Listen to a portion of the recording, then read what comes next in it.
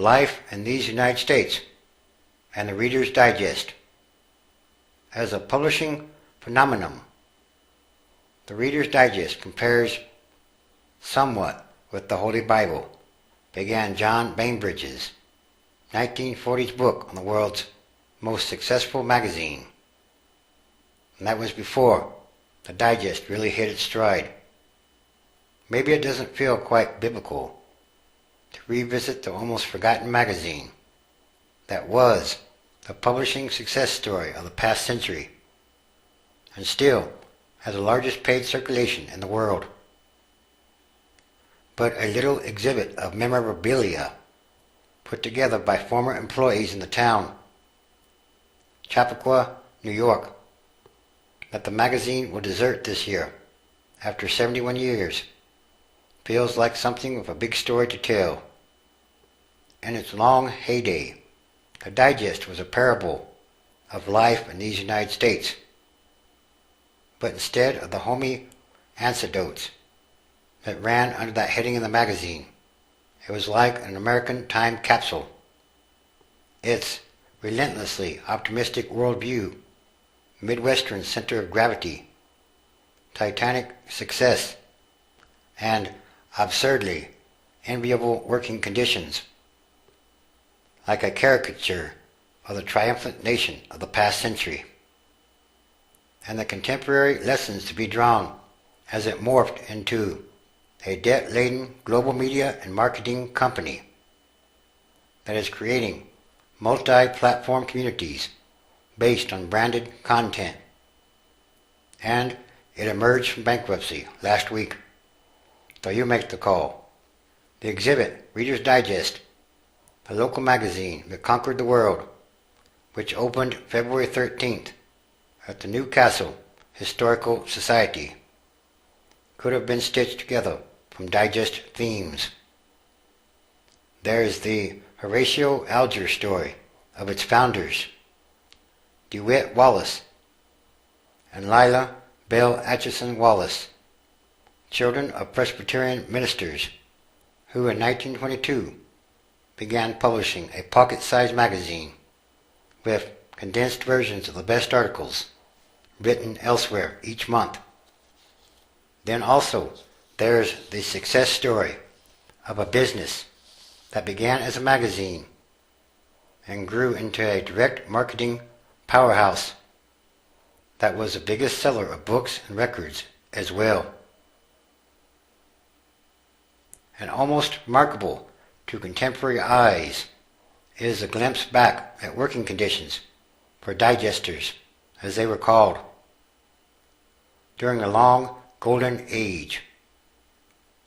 There's also the quirky cavalcade of American positivism, a striking amount of which could have run in any issue from 1922 to now, like How Much Is Your Wife Worth? Good News About Teeth, Stock Market Fools, Can We Have War Without Death? The ultimate digest feature, a running joke had it, was New Hope for the Dead. And work hours were 8:30 to 4. Mr. Wallace did not want people working longer.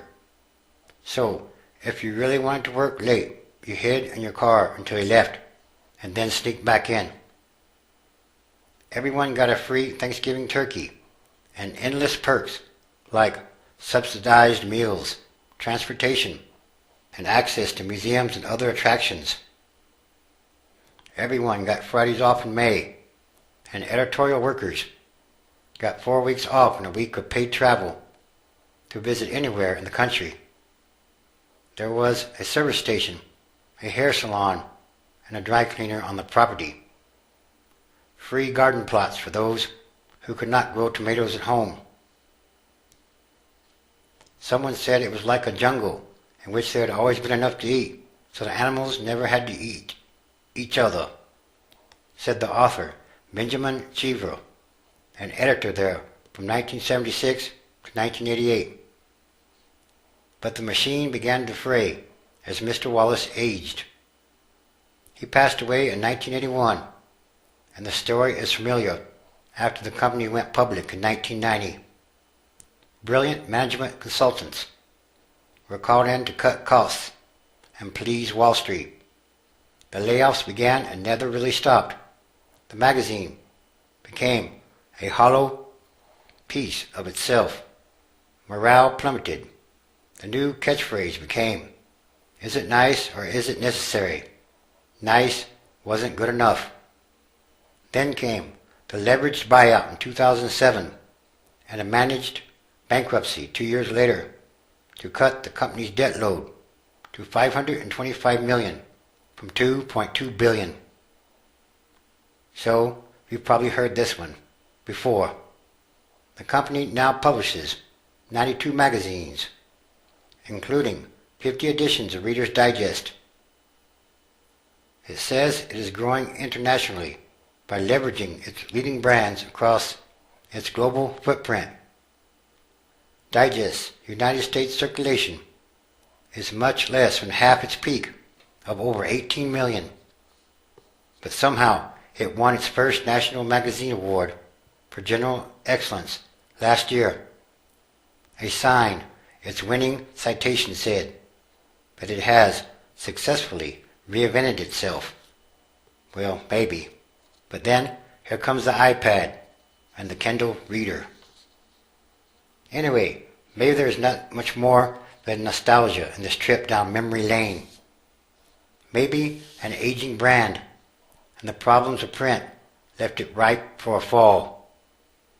Maybe the Digest's quite brilliant ability to find a shared middle in American life is no longer possible in a nation where our shared middle consists of football, March Madness, American Idol, and the recognition that perhaps half of us hate the other half.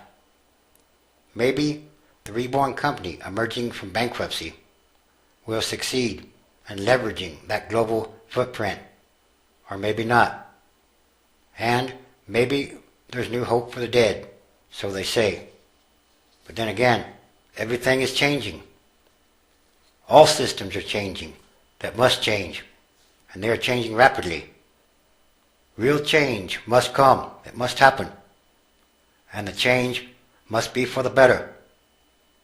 Because, once again, these are more signs of the end times transition days. There is a real continuing transition going on.